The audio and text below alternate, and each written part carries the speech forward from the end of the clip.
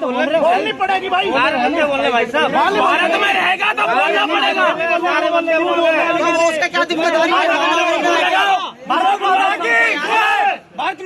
السلام علیکم سامعین کرام، 12 جمادی الاولیٰ ہے، 17 دسمبر ہے، جمعہ کا دن ہے۔ یہ جو ویڈیو آپ نے ابھی دیکھی ہے یہ ہریانہ کے شہر گروگرام کی ہے، جہاں جمعہ کی نماز کے وقت میں شر پسند لوگوں نے غلط قسم کے نعرے لگا کر خلل ڈالنے کی کوشش کی ہے۔ ویڈیو آپ نے دیکھ لی۔ تھوڑا آپ کو بتلا دیں کہ کچھ مہینے پہلے تک گروگرام میں کھلے میں 125 جگہوں پر نماز ہو رہی تھی۔ ہندو تنظیموں نے اعتراض کیا، احتجاج کیا، مظاہرے کیے۔ اس کے بعد 38 جگہوں پر اتفاق رائے سے نماز ہونے لگی، ان کو وہ بھی راس نہیں آیا۔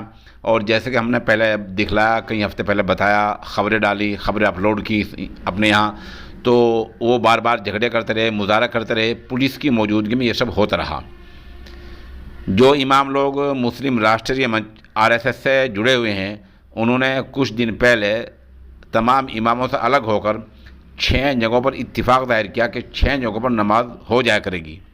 آج جمعہ کا دن ہے، آج انہی 6 جگہوں پر نماز ہو رہی تھی کہ انہی میں سے ایک ادیوگ وہار سیکٹر 18 کی یہ صورتحال ہے جو ہم نے آپ کے سامنے پیش کی ہے۔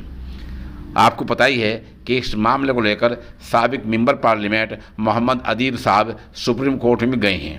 اس خبر کے لیے سوشل انڈیا نیوز کے ساتھ وہیں سے مولانا محمد صابر مظاہر رابطے میں ہیں، اور بنیادی خبر پر توجہ دلانے کے لیے میں متھرا سے آصف قاسمی کا نہایت شکر گزار ہوں۔